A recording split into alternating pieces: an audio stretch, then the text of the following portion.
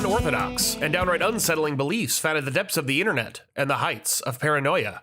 I'm your host, Dylan, and with me is the xenophitic and xenophobic Brent. Man.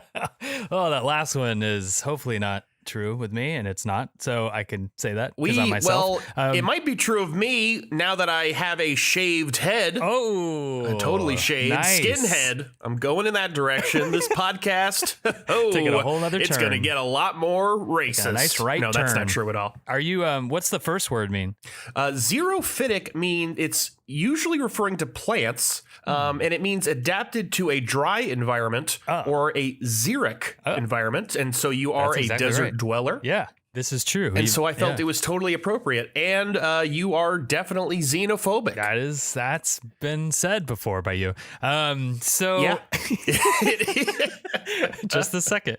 So what are we talking about here today? Now that we've been through all of UFO. We wanted to return to another news episode. We did this a while back now, several months ago, kind of towards the beginning of our podcast. And there have been a lot of news items recently, a lot this past week that unfortunately we can't go into depth into all of them, but there's two in particular that we're going to take deep dives on. Yeah. And so we just wanted to catch everyone up. There's been a lot of unusual, unorthodox, and definitely unsettling news.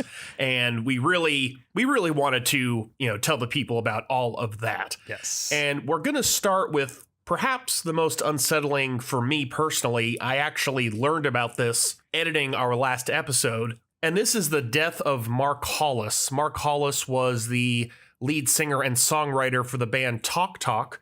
He passed away on February 25th. And I think I had like 15 minutes left of editing our last episode, and it really just bummed me out greatly.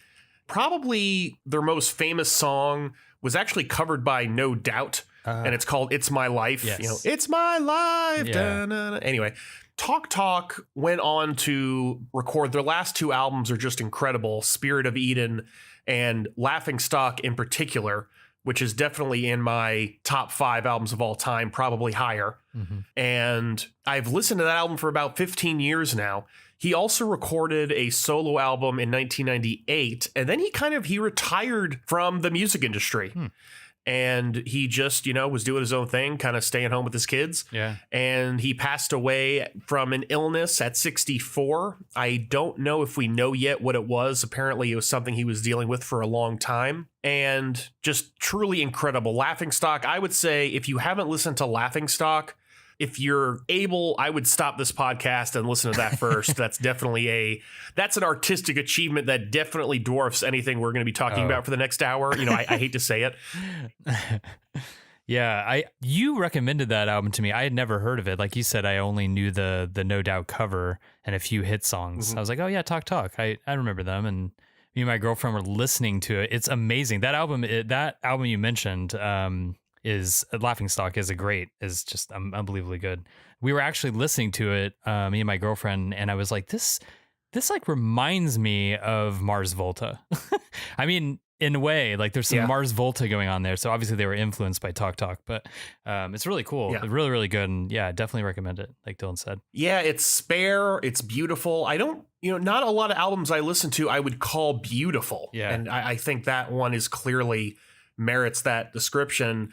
And you mentioned Mars Volta. I learned about them from an interview they did. Right. And this must have been, I looked this up. This was around 2003, give or take. It was when Deloused and the Comatorium came out. Oh, yeah. And yeah, they did an interview and they had a few albums that they were inspired by, and that was one of them. And it really is just, it's incredible. Yeah, I would listen to it. And every song is just really good. The song, The Flood, the one was After the Flood, or I forget the name of it, but it's like the second or third track. After the Flood, I think. It's so good. That one is like one of my favorites on there. But yeah. And they're all really long. The songs are long and they're really, really, really good. So, but yeah, really, really sad. And we wanted to really talk about him up front because it's just really sad. And everything else, there's sad elements to it, but mostly fun. And so we get to, we wanted to kind of get this out of the way just because of how important he is for us. But now I think, Brent, we're going to talk about Mr. Jussie Smollett has been in the news the past few weeks. Yeah, we can't really we can't just do a news, a none dare call it news thing and just kind of blow right by this. We actually were, but I was like, I think we may need to at least mention him. I'm sure people know the whole Jussie Smollett fiasco, because the whole thing is certainly not ordinary. So we're going to be talking about it. But anyway, it does start with a character named Jussie Smollett, who is an actor on the show Empire, who told the Chicago police that 2 Trump supporters attacked him near his apartment building in, I guess is it Streeterville? I'm not sure where that is actually, but I think so. Yeah, I think so. While he was getting food at Subway at 2 a.m. So apparently they beat him up. They slipped a noose around his neck and yelling racial and homophobic slurs at him because Jussie's a gay black man, if I didn't say that. But anyway, he told this whole story. We'll come to find out he fabricated the whole thing with evidence showing that Jussie paid 2 men to say that they attacked him. And he did it apparently, so they say, for getting more money, to be able to get more money for being on the show Empire, to kind of raise his profile. So that's... Why would that lead him to being paid more? I don't know if it's just... This is the one thing I didn't understand about this story. I guess the only thing I could think of is really it just like would raise his profile and he'd become this victim, and maybe the creators would be like, oh, okay, let's... But yeah, it doesn't really make sense to me either. I don't know. Okay. But I mean, I guess that's what he was thinking. If you're gonna engage in this kind of shenanigans, that your reasoning might not make so much sense. No. Is a common theme. There's a lot of missteps here, obviously, but I mean, I honestly we just want to briefly talk about this. We don't have a lot of time, but I do want to say that if you do decide to do, like your own brutal attack, maybe just go all in next time, commit to it. I would say if you remember the scene from Fight Club, just basically do that to yourself, do a whole number on yourself. That would be probably more realistic than I think he just had like a scratch or something on his cheek. Also, Jussie said that he was attacked while getting food from Subway at 2 a.m. Let's not forget that detail. And no one eats at Subway at 2 a.m. No one eats at Subway. No one's late at night being like, man, I got to get that cold cut combo. It's just no. I mean, honestly, I think personally, if I would have been making this up, I would have went with Jack in the Box. It sounds a little bit more realistic. I don't know, but what do you have to add to that? No, that's definitely right. Yeah. Although if this was in LA, I think Roberto's is in LA. Roberto's definitely in Las Vegas, and I believe kind of Southern California as well. Yeah. And I've been after a show, many years ago, we went to Roberto's at like 3 a.m. and it was jamming. It's packed. Like that's... So I definitely would have made it. That would have been incredibly believable. Yeah, or even like a Del Taco, something, to the effect of just Taco Bell. I can see violence occurring near a Del Taco. Definitely. I'll put it that way. Yeah. Also, little fun fact while we're talking about Subway is a man tried to... I don't know if he tried to sue them, but he complained that the $5 footlong was not a foot long. Oh. It was only 11 inches. Shit. And their defense was that it's not a descriptive claim. It's just a brand name. And so it's not a $5 footlong is not guaranteed to be a foot long. It's like the Holy Roman Empire of sandwiches. Nice. Just as the Holy Roman Emperor was neither, holy nor Roman nor an empire. Or Roman, exactly. Yeah. Yeah. $5 foot long is $5, but not a foot long. Did he have like a ruler? Did he like bust it out, measure it? It's amazing. He might have done it at home, but he definitely measured it. He definitely brought a ruler out at some point. What else we got news wise here? Let's see. All right, so 2 more appetizers for you before we get into the main course of the news in this episode. The first is an article from Gizmodo titled "The Fake Sex Doctor Who Conned the Media into Publicizing His Bizarre Research on Suicide, Butt Fisting, and Bestiality." Nice. Wow. And this article is by Jennings Brown. And this just came out a few days ago.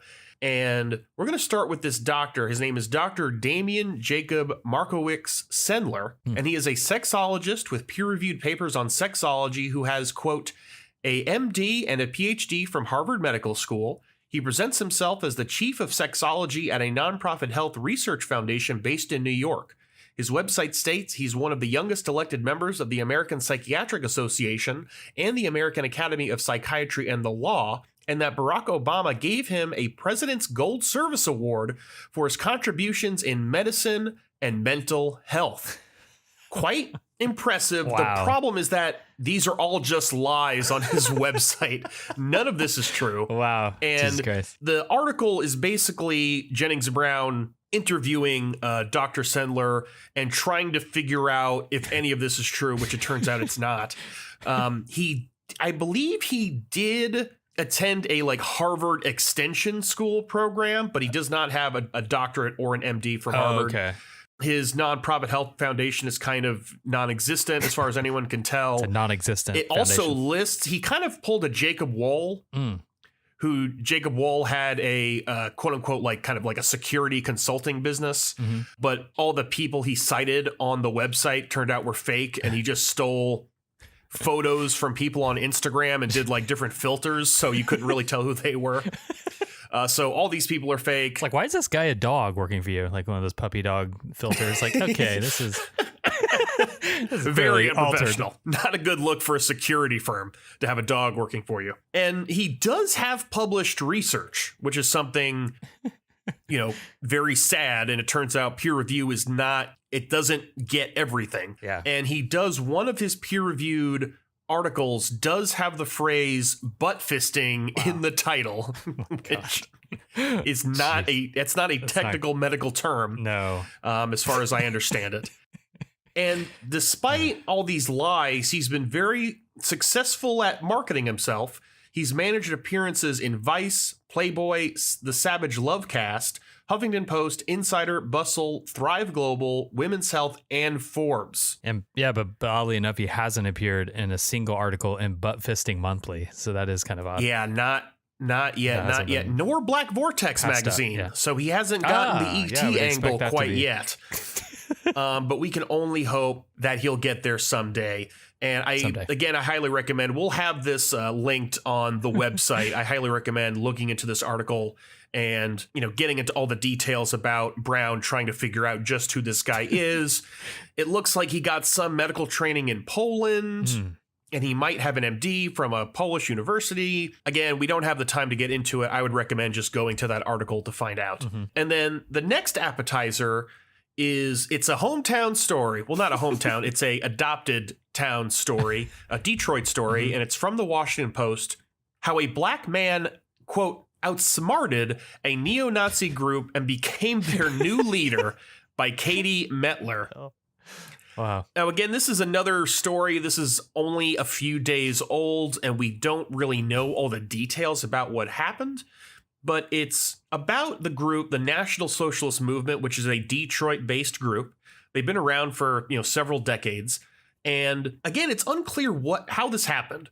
But James Hart Stern, who is African American, is now officially, legally, the president of this organization. And he has a history of doing this kind of thing. He actually spent some time in prison, and he was cellmates with a member of the KKK. And apparently he also pulled this kind of maneuver with this other guy as well in the KKK, and was able to become power of attorney. Oh my God. For him. And then by doing this, he was able to kind of sandbag legally, him, kind of? Well, it's unclear, but he was able to eliminate the organization. He was able to close down that chapter of the KKK somehow. Wow. And so he kind of claims he outsmarted the former president in a similar fashion of the National Socialist Movement, who is this guy, Jeff Shoep, to get control of the organization. And the Washington Post article isn't too clear because we don't really know yet. This kind of just came out a few days ago. It's very unclear why this all happened. But right now, the most likely explanation has to do with the National Socialist Movement's involvement in the Unite the Right rally that happened in Charlottesville in 2017, and how they were currently in a lawsuit about that. And there was, around this time, there's been a period of kind of internal tension in the organization. There's younger kids who are more violent, more extreme, which is hard to imagine in the National Socialist Movement. And then there's people who want to make it more mainstream, that kind of thing. And it looks like right now, again, this is kind of speculation, it looks like Shoep, who was the previous president, was going to be on the hook for some of the actions of his more annoying members of this organization. Right. And he didn't want to be held responsible. And in order to avoid that, he signed over the organization to Stern. And again, we don't fully know. This looks like the best explanation for why on earth this happened. Yeah, it actually kind of reminds me of the Dave Chappelle skit, if you remember the one where but I'm assuming, James Hart Stern isn't blind, but, No, he is not blind. Right. So other than all that, but yeah, that's interesting. I actually just looked it up. It's Clayton Bigsby. There it is. Is the name. That's Clayton. That's the name. Clayton. Yes. Yeah, the black-white supremacist. I think that was literally the first Chappelle show sketch, if I'm not mistaken. Oh, cool. That's interesting. Nice. But yeah, this is kind of like that, except the guy is not blind and he knows he is in fact black. Yes. Yeah, exactly. And he did it on purpose. All right. Do we have another appetizer? Now we're getting on to the this is jalapeno kind poppers. of, I think. So we've had the appetizers. I think this is more like the salad course. This is like a a more substantial salad, and then we'll get into like the roast beef. So again, we got this past week has been kind of intense in terms of these stories, which I just did not expect. But this story is about Facebook, which we all love, and it's just been perfect, and nothing bad has happened on Facebook in the past few years. And this is an article from The Verge by Casey Newton called "The Trauma Floor: The Secret Lives of Facebook Moderators in America." So Facebook has rules about what you can put on there, and they're trying to, especially after the 2016 Russia influence campaign, buying ads on Facebook, promoting all this false information, that Facebook has been trying to tighten up their rules about what people can post. Yeah. And so what they need to be able to do is find people posting, videos of, death, like live death or murder, things like that. Ugh. Also videos of 9/11 trutherism or, flat earthers or Holocaust denial, all this kind of stuff. And this article by Casey Newton is about the people who do that. Human beings are the ones who have to figure out whether or not something posted on Facebook meets their guidelines. And it turns out this doesn't have a positive effect on the mental well-being of the people who are tasked with this challenge, believe it or not. Yeah, I mean, it's like, why can't they just get a more respectable, more peaceful job, like maybe like a factory farm worker, something that'd be a little easier on the brain? Oh yeah, definitely, probably better. Yeah. And again, I highly recommend reading this article on its own. There's a lot of details. We just want to cover the highlights of this article. So first, it's a company called Cognizant, which is who Facebook outsources this work to. And while the average Facebook employee makes $240,000 a year, these Facebook moderators, who are called process executives, which, wow, they make $28,800 a year. So a very striking difference in terms of compensation. God damn. Facebook is known for having a fairly loosey-goosey kind of corporate climate kind of thing, whereas Cognizant is very different. So these employees, their bathroom breaks are micromanaged. And there was even a situation where 2 Muslim employees were banned from praying during their 9 whole minutes of, quote, wellness time. Oh my God. These people who are moderating the moderators are fucking assholes, clearly. Yeah, they're the worst. And because I imagine there's lots of different, people have different religious beliefs. But regardless of what mine were, if I was, a manager of this company, I think I would let my employees pray. Yes. I think that would be, I think that's important. I think after watching, hours and hours and hours about the international Zionist reptilian conspiracy, maybe a chat with God would be a great idea. I'm just going to put that out there. Again, in stark contrast with Facebook, moderators can be fired for only making a few errors a week. Jeez. And many of these employees, they fear former employees returning with violent intentions. One employee even started carrying a gun to work just in case anything like that happened. What could go wrong? Ugh. Yeah, what could go wrong? Absolutely. And these process executives, they've had to resort to some unique methods of coping with having to deal with all this incredibly noxious content. So employees have been found having sex in the stairwell and in a room reserved for lactating mothers. Oh my God.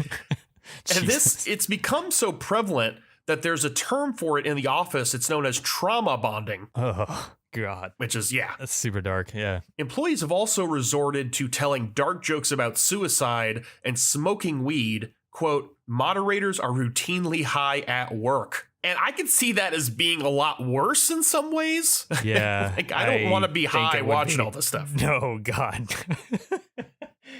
Yeah, honestly, I think this should be like somebody needs to do like a Vice piece or a documentary on this, because this is pretty insane. Like, get these people on camera talking. But yeah, I'm sure definitely. the repercussions, would be intense, like legally, obviously, to do this. But yeah, absolutely, because that was I believe one of the things mentioned in this article was how they sign NDAs. So they don't talk about all this stuff. Yeah. Cognizant, the company actually officially doesn't even acknowledge that Facebook is one of their clients. Oh, wow. That's how kind of far this goes. Oh, that's interesting. Huh. Yeah. And probably to me, the scariest thing of all here is that some of the employees who's tasked with eliminating all this untrue, malicious content are themselves developing the radical views they're tasked with eliminating from Facebook. Oh, wow. In the Phoenix office, which is the kind of the main location that the article discusses, there's one flat earther and there's a Holocaust denier. Oh my God. And a former employee is a 9/11 truther. Oh my God. So when the moderator becomes the moderated, that is too much. That's too far. Exactly. Yeah. Who moderates the moderators? And the answer is probably someone who thinks the earth is flat, unfortunately. Jesus. And this this gets into the idea that mere exposure on its own is kind of enough for this stuff to have an effect. Even if you're in. Yeah, totally. Yeah, even if you're very consciously, your job is to remove it. Just seeing it 8 hours a day, 40 hours a week is enough to get it in there. And so that's okay. So we had the appetizers, we had the hefty salad, and now Brent is on to our first main course. And it's a bit more fun than that previous article. I'll have to say that. Yes. And get yourself clean, because it's about time to eat. Wash your hands, everybody. Just kidding. So don't do that just yet. So my title is called Fox News host Pete Hegseth says he has not washed his hands in 10 years. Saying, quote, germs are not a real thing. And this is by a Newsweek article it's by Catherine Hignett. Oof, man. So it's from Newsweek. Yeah. Okay. So who is this? Let's just get a mild background here on this Pete Hegseth character. So he's a Fox News Channel contributor and a frequent presenter on Fox and Friends. He served in the U.S. military with deployments in Cuba and Iraq. He's a former military officer. He was in consideration to head the U.S. Department of Veteran Affairs in the Trump administration. Oh, wow. He was the chief executive of Concerned Veterans for America. And I think if I was in the armed services and I was in combat, I imagine I would want to wash my hands at least once in those scenarios. You would think so. I imagine you get dirty. So. Yeah, that's just, man. So he ran as a Republican candidate for the U.S. Senate election in Minnesota in 2012, and he lost to Kurt Bills. You just don't fuck with Bills. That guy is unbeatable. That's an incredible name. Kurt Bills. I don't know who that is. So in 2016, he openly backed somehow, I don't know. I mean, I guess if you have to, you got to back somebody. Yeah. Marco Rubio, Ted Cruz, and then eventually Donald Trump. So that's that. So there's a little fun extra about Pete Hegseth that I do want to wait till the very end of my little segment here to show you guys. Ooh. And so it's a little bit of a teaser here, maybe a little dessert at the end. So now that we've established a brief overview of who this guy is, let's dig into the article. Let's get into it. So here we go. I'm going to quote from the article here. So, to the chagrin of his co-host, Fox and Friends presenter Pete Hegseth told the show's audience Sunday morning that he hasn't washed his hands in a decade. The revelation came after co-hosts Ed Henry and Jedediah Billa questioned Hegseth's off-camera consumption of pizza left out after National Pizza Day Saturday.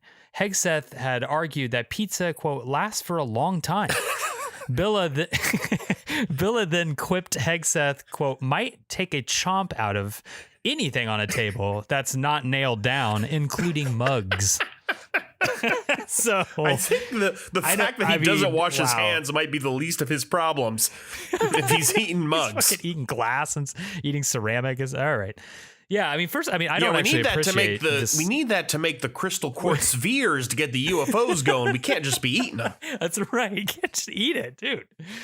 Oh God. I mean, and I actually personally don't appreciate the mug eating humor. I mean, I own multiple cherished mugs, as do you, Dylan. Yeah. The Obama birth certificate mug your mom got you.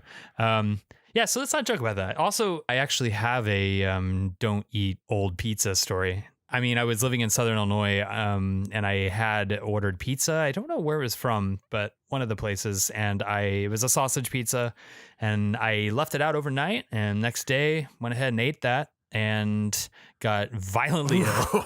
I mean, man, food poisoning is painful as fuck. So yeah, I was on the floor, curled up in a ball. Like, I thought I'd have to go to the hospital. I don't think I ended up going, or yeah, I did end up going, but it was fine. But yeah, you just have to get through it. Do you think that was from leaving it out, or do you think that was something already in the pizza? I think it was that's a good question. It could have been something, but I just assumed because I think I left it sitting out, and I've eaten old pizza with like maybe cheese, I think, on it. And I don't know the rules, but I know leaving meat out, like something like that, probably makes sense. That's not good. And I know pork can be dangerous. Right. I don't know. Maybe it was something in pizza. Maybe just don't go to that pizza place that I can't remember. So just avoid all. Yeah, it's good that places. You can't even remember because you can't even tease people to go there. This reminds me, I have my own. I didn't get food poisoning. I was much luckier because it was probably more dangerous. Is I worked for many summers at a Jewish summer camp. Oh, nice. No, I'm not Jewish. I just, I liked being a camp counselor, and that was the opportunity I had. Yeah. And in Las Vegas, there was a kosher pizza place. Huh. And they started this program where you could pay like $1 a slice on Fridays. Oh, okay. And at lunch, you would eat this kosher pizza. And it was kind of gross. Like, it wasn't the best pizza. And a lot of the kids hated it. And this kid, he threw just 2 slices in the trash, just perfect slices. And I took them out of the trash and I ate them because I was hungry. And it's pizza. I mean, it wasn't the best, but, pizza, even the worst pizza is still pretty good. Yeah, that's very pizza rat of you almost in a way. If you just sort of dragged it down some stairs, you would have probably been a rat. They would have been more impressive. But yeah, that is. Yeah, I really related to that pizza rat. Yeah, because I've eaten food out of the garbage. Yeah, exactly. And nowadays you'd call me a freegan, and I would be lauded as fighting food waste. Yeah. And I actually don't think we can have a serious discussion, about the stale pizza without mentioning that folk hero, the pizza rat. Yeah. I actually like how I was noticing this Halloween I was trying to find something to be, and I was like, oh, there's Halloween costumes for pizza rat.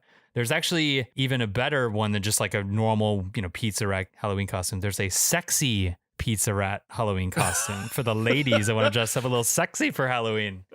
And are also a huge fan of a New York subway rat that was, filmed dragging old pizza downstairs. Is in the sexy pizza rat costume, is the woman the rat or the pizza? The pizza, it's actually, she's the rat. It's very tight fitting rat skin or whatever, and then you've got 2 little pizzas near the hip area, just right there. Okay. I think 2 or 1 stuck to it, so it doesn't really make any sense. But nice. I mean, it makes sense to me. I've often seen rats in New York with fishnet stockings. That's a very common. That's a very common sight. So it's true to form. Yeah, exactly. So anyways, back to the article. Hegseth says on Fox and Friends from the article, quote, "My 2019 resolution is to say things on air that I say off air. I don't think I've washed my hand for 10 years. Really. I don't really wash my hands ever," Hegseth continued, prompting laughter from his co-hosts. I like how this is the resolution. Like, he wants to be more honest on air. He's been holding back, and this is the first thing he needs to get off his chest. So true. And I mean, seriously, I'm not sure actually the co-hosts were laughing, but I don't know if that's really the appropriate response to this confession. I would have went with more gagging, vomiting in the mouth, scooting further away from Pete, running out of the room screaming, something like that. But I don't know. Anyway, yeah, someone yells, Billa says, "Someone help me. Oh man." So but he continues on, Hegseth is going to continue on refusing to be triggered by your cleanliness. That's a cuck trait, being grossed out by non-hand washing. Seriously, it's true. So he says, "I inoculate myself. Germs are not a real thing. I can't see them. Therefore, they're not real, Hegseth said. So that's Perfect. that's exactly actually how I feel about Fox News. I never see it, so I assume it's not there. Just get and this is interesting. I would be curious about his religious beliefs, because this is a very common kind of apologetics move in the opposite direction, where people, atheists will say, I can't see God. And they'll say, well, you can't see the wind, but the wind's still real. So I think it's interesting, taking that kind of move and kind of reversing it for the germs. I can't see them. They're not real. Yeah, it is. Yeah. So continue with the article. It says, so you're becoming immune. He's saying, this is Billa speaking here. She says, so you're becoming immune to all of the bacteria, rolling her eyes. My dad has that theory too. Which is popular. Yeah, I really enjoy the idea of a person's theory being that of germ theory denialism. So it just sounds better. Germ theory denialism theory. It's perfect. Yeah, just get all the theories in there. Just get as many as you can. And this is definitely something we will be covering in the future. I want to let and this is foreshadowing for some time in the future. I'm not sure exactly when we're going to get to it. But this news anchor is not the only person who believes this. Yes. We'll just leave it at that. So Hegseth later shared a tweet in support of his unusual concept of health and hygiene with the hashtag "Don't wash." So actually he really thinks this is important in a way I don't get. I actually read that a different way at first. Not hashtag don't wash, but rather hashtag Don T Wash, as in Donald Trump Washington. So I don't know if Hegseth is vocal Trump supporter. Maybe he's signaling, doing some secret signals to QAnon. I don't know. Yeah, if it was a secret signal to QAnon, it would have to be misspelled, because that's my favorite QAnon thing so far, is that all of Trump's misspellings. Right. He's sacrificing his intellectual reputation to send secret messages to the QAnon people. Yes, makes perfect sense. Which is clearly the best explanation for that. So true. So the article continues on. But the Centers for Disease Control and Prevention states that hand washing is a vital way to prevent the transmission of disease. By washing your hands, especially after using the bathroom, you prevent the spread of harmful bacteria like Salmonella and E. coli that can persist in tiny invisible particles of human feces. So, I mean, you had me at particles of human feces. I was on board. Yeah, definitely. Oh, I've got particles of human feces on my hands. Yeah, let's deal with that situation. It's also important to wash your hands after handling raw meat, as this can harbor germs left over from animal feces. So, thank goodness I'm a vegan. No outbreaks from veggies ever, so I'm good. Yeah, there's never in recent memory been any case of Salmonella or E. coli on any vegetable. That's right. So lettuce is fine. Spinach, always good. All right. So a single gram of human feces, which is, there's no way to segue into that. A single gram of human feces, which is about the weight of a paperclip, can contain 1 trillion germs, the CDC reports. Okay, so the article continues on saying hand washing education has measurable effects on disease with serious impacts on colds and diarrhea, especially in children, the health agency reports. Quote, regular hand washing, particularly before and after certain activities, is one of the best ways to remove germs, avoid getting sick, and prevent the spread of germs to others, the CDC advises. It's quick, it's simple, and it can keep us all from getting sick. Okay, Newsweek, we get it. You are in the pocket of big hand wash. And we all know that that's what's happening. Yeah, the next ad is for hand soap and then hand sanitizer. We get it. We see it. We see through it. So Hegseth's behavior may come as a shock to noted Fox and Friends fan President Donald Trump. The president told Howard Stern back in 1993 that he washed his hands as many times as possible every day, adding, That's a quote, by the way. That's not. Yeah, it's a quote. I should say. Yeah, that's a quote. As many times as possible. I like, and continuing the quote, Trump says, I like cleanliness. Cleanliness is a nice thing. Not only hands, body, everything. You know what? We need to admit when people we might not agree with on all things are right. And, know, Donald Trump is right about that. That's Cleanliness is a nice thing. So the article does end with, quote, Hegseth later suggested he meant the comments as a joke in a Twitter thread. So, haha.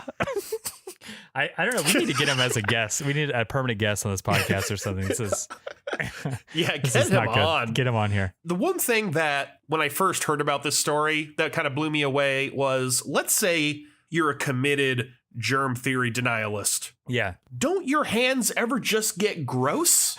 No, seriously. Like, is that how pampered his life is? Yeah. I mean, if I'm cooking, even if I don't care about germs, your hands get, covered in oil or covered in just gross Something stuff. sticky that you're just going to just keep on there. Yeah. And as you touch other things, like that does not sound very like practical at all. Yeah, that worries me more than the germs that this guy is harboring just all throughout his body. Yeah. Is, I don't want to touch any door handle he's ever touched. It's probably covered in peanut butter. It's disgusting. His whole house is just covered in things. It's disgusting. Oh, God. We need the black light like they do those exposés on motel rooms where they bring the black light and just it glows everywhere. So true. Let's bring it to Hegseth's house and see what we find. Oh, God. So that's the end. Or wait. So it's not the end. This is not all we have on Pete Hegseth. There's one more thing. I honestly, and I completely forgot about this, and I didn't realize that our friend Pete was the same guy who had made this horrible, hilarious event happen, because I had seen this before, and I was like, oh, that is Peter. That's interesting. So anyway, despite his non-hand washing, he also did this. On June 14th, 2015, Hegseth was on Fox and Friends having a lumberjack axe throwing contest against another guest. News.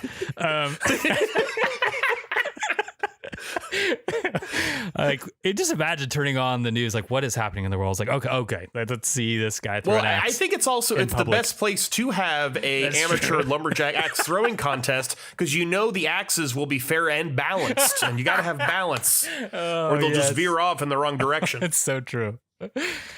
So live on air, Pete threw an axe, completely missing the target he was throwing at, and the axe sails behind the fence and actually strikes and injures Jeff Prosperi. He's a member of the West Point Hellcats drum group. So Pete looked directly at the camera with crazed eyes and says, "Here's Johnny." No, that's not true.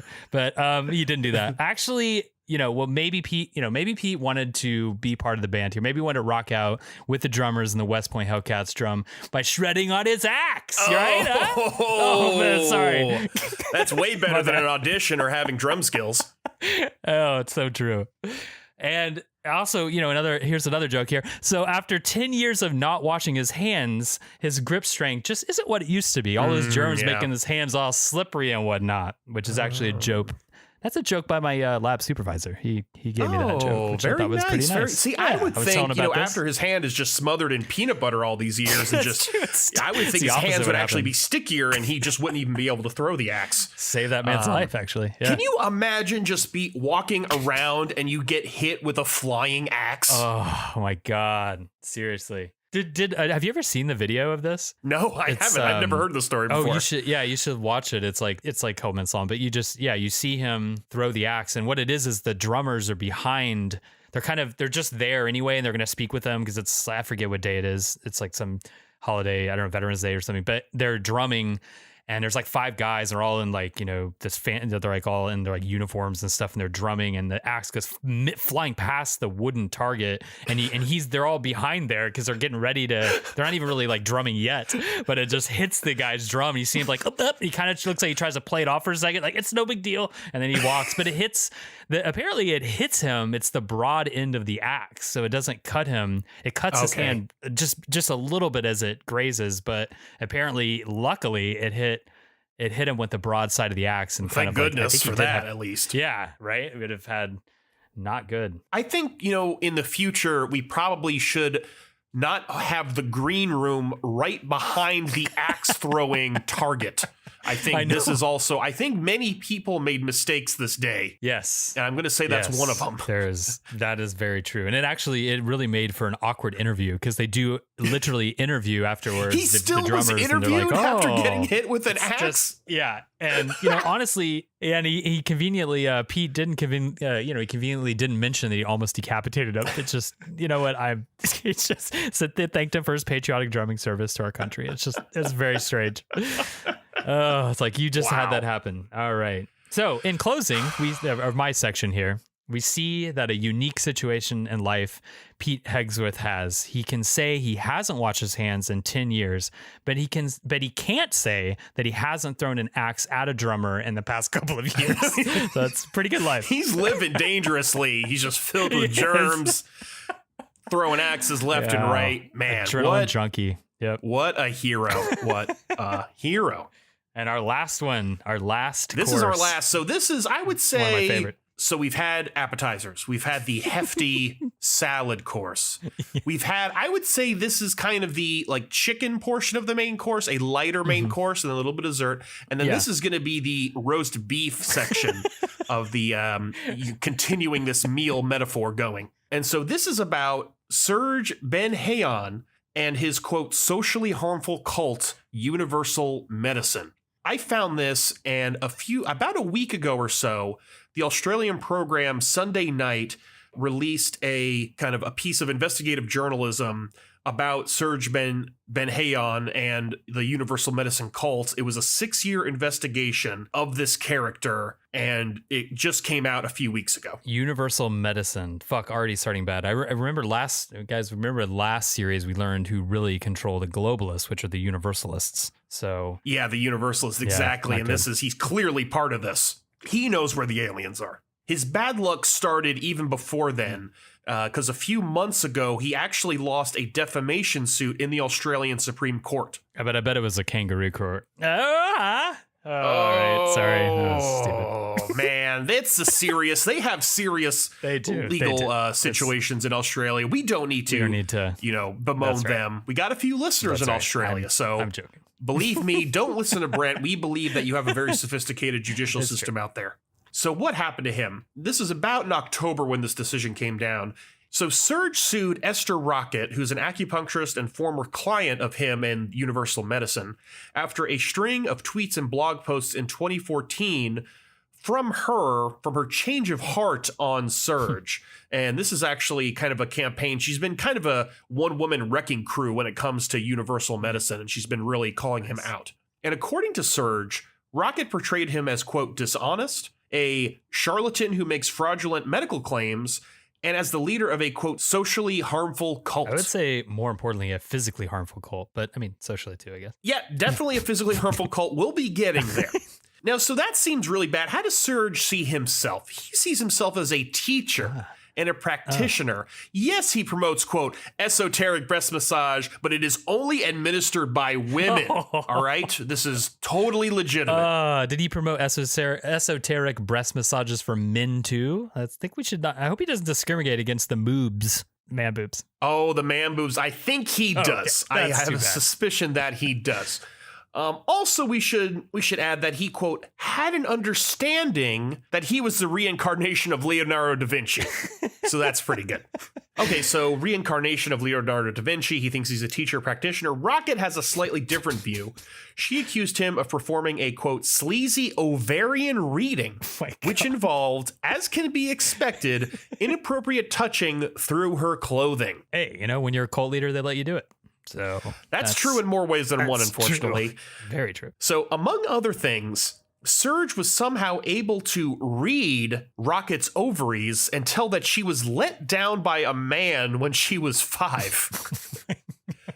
And that was the kind of phrasing that he used, which is just, that's a bizarre, I think about all the things that a man could do to a 5-year-old woman, and it's really kind of disgusting. Yeah, very disgusting. But none of those things I would describe as letting you down. It's a little, sometimes people let me down when, for example, we were going to go to lunch and they don't show up. Yeah. That lets me down. Right. I think these kinds of things, I think we should use stronger language. Yeah.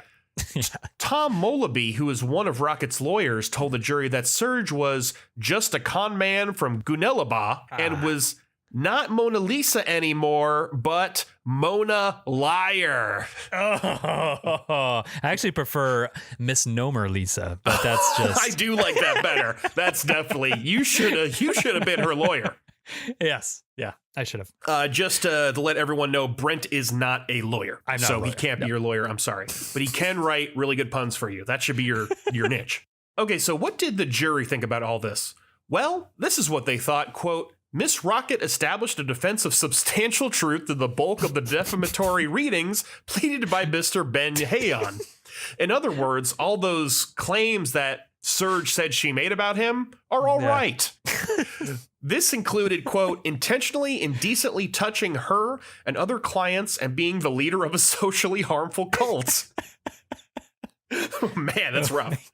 And so the group Universal Medicine, which I want to say, not to be, I don't want people to get confused with universal healthcare, because we don't want to get Democrats any more hate than they don't deserve. So yeah, this is not universal Medicare for all. Healthcare. This is a very different thing. Very different. So this group was claimed to be, quote, a group which, to Serge's knowledge, makes false claims about healing that causes harm to others. And Serge had an, quote, indecent interest in young girls as young as 10, whom he causes to stay at his house unaccompanied. Gross. Okay, so not doing well in court, but let's back up and ask, who is this guy? Who is Serge Benhayon? Well, he's a formerly bankrupt tennis coach, and he started Universal Medicine in 1999. Now, you might like, why on earth would a tennis coach start a cult? Apparently, he had a spiritual epiphany while on the toilet. Oh, yes, where most tennis players spend most of their time. Yeah, right? Definitely. That's where the real practice starts. So about this experience, he said, quote, I just have myself time to sit and feel that moment, and I could feel something really, really beautiful. When he's on the toilet. Got it. And so this is why people make jokes about how we're addicted to our smartphones and we even take them to the bathroom. But this is why it's good that we bring smartphones into the toilet. Otherwise, it's going to distract us from these spiritual epiphanies that might lead us to like an ovarian therapy cult. Seriously. And nobody wants that. Yeah, or at least have an Uncle John bathroom reader, Latin edition, of course, in there. Yeah, Latin edition for your sophisticated comedy needs in there. Right. Something to distract you from your spiritual epiphanies. Something. Yeah, definitely. Absolutely. So we mentioned how he's the reincarnation of Leonardo da Vinci, but he's got a lot of other reincarnation beliefs in here. He also calls himself an ascended master or one of the hierarchy. Oh my God. And he tells his followers that they have experienced at least 2,300 lives each. Oh my God. And so speaking of followers, right now he's got more than 2,000, including doctors, lawyers, and academics. And if any of our listeners now are following this guy, please feel free to stop following Serge and follow None Dare Call It Ordinary on Instagram and Twitter. We could always use a few thousand absolutely. followers. We will not give you any ovarian readings. Right. We will not make claims that we are the reincarnation of Leonardo da Vinci. Clearly, I'm the reincarnation of Michelangelo, and Brent is the reincarnation of Picasso. I'll give you Picasso. That's pretty good. That's fine.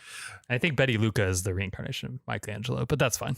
Oh, you know what? But I think I'm the partial reincarnation of Betty Luca because before you die, parts of your soul kind of break off. And then I've got some of those soul bits. I think this is how this works. I don't know.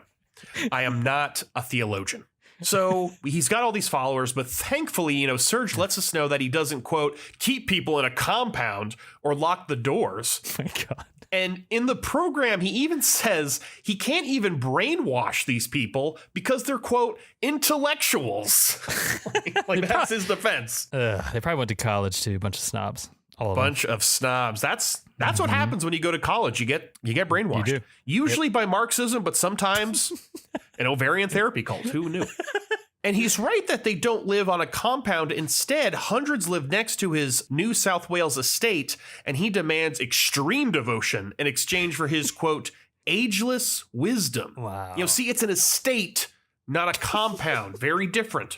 Why haven't we seen that HGTV show? I think it's a great idea. Yeah, this whole compound. This whole not a compound. Yeah. So thank you for the correction. And one strange detail that I would love to hear more about. Yes. He really likes Audis. He's a big Audi fan. The car. Wow. And the car. And not just because, he just prefers them. He says they're the, quote, only energetically balanced car in the world, and he won't drive anything else. And I can only assume this is because he's never driven a UFO, because the black vortex at its core keeps things very balanced. Yeah, and honestly, Audi is kind of missing out on a great promotional opportunity here for advertising. The only energetically balanced car in the world. That's pretty impressive.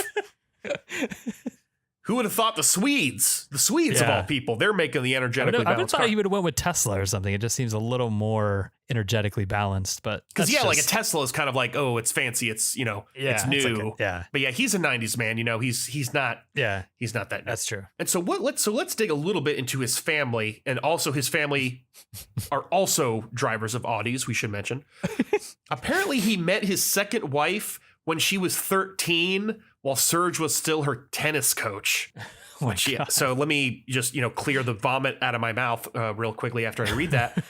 And his first wife is actually still a member of the cult. So, that's good. Keeping families together, I guess. Yeah. And if not, that would, make for a marriage full of awkwardness anyway. Oh, so. yeah. Yeah. Also, I wonder if he got like an Audi, like a van, or did they make vans or something because they can fit all these people in just one Audi? Or no, I think it's one person per Audi. I think he's got a bunch of bucks, so I think he's just everyone gets their own Audi. Okay. So what about the cult itself? What about Universal Medicine? What do they believe? So according to the Sunday night program, Universal Medicine followers believe in a wild mishmash of religion, combining elements of reincarnation, the occult, Christianity, and science fiction. What? No quarter pounders? No quarter pounders, Coke as liquid light. They're really off track here. They really, this is a very 3D fallback Earth kind of cult. They haven't ascended to the 5D cult status quite yet. And of course, they believe in extraterrestrials, who not only spy on humanity with their eyes, but with their noses as well. What does that mean? What in the world? They're looking at us and they're smelling us. They want to know what we smell like. And those ET guys, they're always, they're gossiping about us with their tiny little mouths. Yeah, because as we talked about in our previous episode, when they left Betty Luca in the decompression chamber, they were just, off by themselves, chit-chatting away, making fun of her probably. Real rude. They were.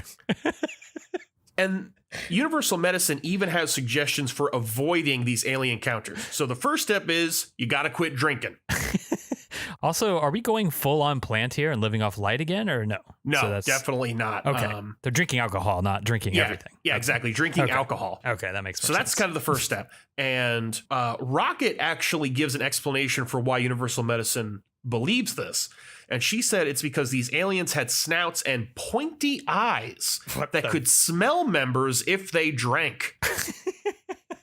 Pointy eyes. I bet these pig-looking aliens' vision is sharp. Oh, you only get that way if you stop drinking alcohol. You get pointy eyes. Yes, exactly. Yeah. And so, she continues, if you drink alcohol, supernatural entities can invade you. If you drink alcohol, your baby can be raped by the entity that's inside you. It's just sick stuff. Man, I thought the womb was the safest of safe places. I guess not. Jesus and Holy Baby Mary. That's just not good. Yeah, no. It's a bad scene in there. But there's more to the lifestyle than just being straight edge. Members are not allowed to consume coffee, dairy, gluten, carrots, or potatoes. They have to go to sleep at 9 p.m. and wake up at 3 a.m. Yeah, it sounds like my sleep pattern.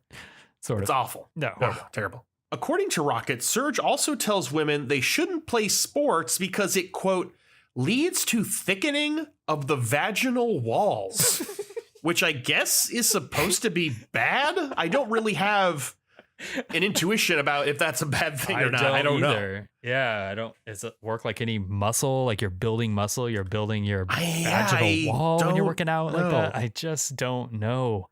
It's like if you told me I should stop eating potatoes because it'll give me thick eyelids. Like I don't have a sense of if that's a bad thing. Yeah, exactly. Don't know if it's bad or good. Maybe Serge is just really just afraid of getting his ass handed to him by on the tennis court by a woman. So maybe that's really what's happening. So kick his ass, Serena. Do it.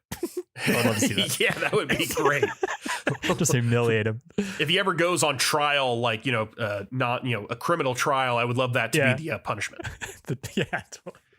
And, we've mentioned, we've kind of alluded to breatharianism before. Mm-hmm. This baloney led to at least one trip to the hospital. God. In this case, a 10-month-old suffering from severe malnutrition. Horrible. Of course, when you have a cult based on limiting your food intake, people are going to suffer. It's just the way it always works. So let's get a little bit into this devotion and healing aspect of the cult. And we've talked about some of this. There's the aforementioned esoteric breast massage, which is supposed to help with, quote, serious gynecological disorders. Wow. But only women do it, so it's not a sex cult. Let's get that out of the way. Somehow, though, there's aspects of this that are even more disturbing. There's a kind of pubic massage, which Serge calls rape recovery. And this apparently gets you in touch with deeper femaleness. And there are photographs of this practice with Serge himself and his hands, quote, unmistakably on a woman's pubic area. Are we talking Al Franken pose or something similar? You know, it's somehow worse than Al Franken's pose, believe it or not. Yeah. It's gross and disgusting, and that's really all there is to say about this. But we've heard from Esther Rocket. Let's hear from some more of his happy clients. The first client is that's interviewed on the program. Her name is Pina. Pina was an early client who went to Serge for a healing session. Quote, his hands were down on my abdomen area, and he asked, "Can I manipulate your pubic bone?" She told him firmly, "No." It's a hard no. Quote, why would someone who is there to heal want to touch my genitalia or pubic area? Yeah, you pervert. Her vaginal wall is a perfect size. Go fuck off, please. Yeah, just the thickness It's it needs just to the way be. it is. Yeah, leave it alone. And Serge was not at all happy that she would not let him touch his pubic or her pubic bone. And it gets worse, believe it or not. So Pina has an autistic son, and she had to deal with a bunch of anti-autism baloney from these morons. Because universal medicine teaches that all disabled people are, quote, reincarnations of evil authoritarian figures in the past. Wow. And so this is, it's despicable. It's stupid. It's just grossly immoral. But can you imagine how pissed Hitler would be if it was true at the same time? I mean, that's kind of a... He would have committed suicide way sooner, probably. But yeah. Yeah. He would have been like, oh, God, I can't walk. Oh, man. Serge himself said, quote, all autistic people are incarnate of former authority abuse over others. A little reincarnation sprinkled in. That's nice. There we go. Yeah, this is all disgusting. This is and horrible. Pina said, what kind of person says that about a child with a disability that it is because in a past life you were evil, which is exactly right, and morally repugnant. So next on our list, we have Judith McIntyre. And McIntyre was a cancer patient who became an instant devotee to universal medicine. So I assume as soon as she shook Serge's hand, she was all, say no more, I'm down. I get it. It's unclear the content of instant devotee. Also, I live in Las Vegas, as Dylan mentioned, and we've mentioned before, and there's a real hospital here called UMC, University Medical Center. So if any of our listeners happen to be from Vegas, don't want to get you confused. It's not a universal medicine center, just in case it's a legit hospital. Just want to make sure. Yeah, definitely go there for your genuine OBGYN needs. Yes, absolutely. So McIntyre has since passed away, and her daughter says Serge bilked her out of $1.4 million as she died. He even claimed her children were trying to, quote, destabilize her. That's not good. And he's probably right about this. They were probably trying to destabilize her unfortunately judged decision to associate with a creep like Serge. I bet that's totally right. Yeah. And we actually have documentation of this in an email Serge sent to McIntyre. Quote, your children are trying to destabilize you, trying to evoke your sympathy. It is all an attack on the funds that will help the hierarchies work on Earth. Just a rule of thumb for anyone: treat any email from Serge as spam. Don't even open it. Just right in the trash bin. Yeah, just do that. Yeah, and that'll make him real mad because I bet you can't eat spam if you're in universal medicine. So you're getting him double. That's true. But unfortunately, Serge was successful here. McIntyre gave her entire estate to the cult and even filmed a video weeks before her death where she explained how excited she was to die thanks to the religion. I would hope something called universal medicine would do the opposite of help you die. Right. So, yeah, this is all... That's not good. Yeah. Gross. Yeah. Universal medicine wasn't just being selfish. Leaving money for your children to inherit, quote, will actually harm both the follower and their kids in the next life. So, gee, aren't they considerate? Wow. Yeah. Just like just like some of the cancer cures, sometimes you need to be relieved of that burdensome money to help you find the right path. Yeah, exactly. We did see a lot of the same kind of maneuvers in them. And so the last former client, or really he was the former spouse of a client, his name is Matt Sutherland. So Sutherland lost his wife, Sarah, and his children to Universal Medicine. Initially, he went to these Universal Medicine sessions with Sarah, but he felt uncomfortable with what Serge was saying. Oh, okay. So this is still pre-forcible breast grabbing then. Okay. Yeah. So, okay, this had been like the first visit to Dr. Creep, filling out the paperwork and stuff. Just getting started. Yeah. Didn't get too into it. He says, quote, Serge would say things like, if a man orgasms inside a woman, that woman is taking on his bad energy. It is very toxic to the relationship. I mean, I don't see what's so toxic. He just because he said semen is evil. Yeah, right. Sutherland described Serge as a human wrecking ball, and Sarah is now married to a lieutenant in Universal Medicine. Oh, a lieutenant. Fuck, there's a Universal Medicine Army? God damn it. Yeah, I guess there is, and I don't know if there's any corporals or majors or generals. They just went straight to lieutenant. I'm not really sure. And what did Sarah have to say about all this? She said, I don't drink alcohol, and I don't smoke cigarettes, and I don't even drink coffee. I'm just smiling all the time. Always feel great. But here's a question I have. Is she brainwashed by this cult? Or, we have to consider the alternative hypothesis. Maybe Serge was onto something with that whole cum is full of bad vibes thing. He could have just been right about that. And maybe the real solution is to not wash your hands and don't wash your penis because germs aren't real and sperm is evil. So Serge Hegseth, 2020. Man, let's not ever do that. That is the independent candidacy we've been waiting for. And that is it with Universal Medicine and Serge Benhayon. And that is it for our entire episode. So Brent, what did you learn in today's news episode? What most intrigued you? So many things. I tell you, the cult, your piece on the cult is the most intriguing to me. We've seen this before, this in the cancer quackery thing.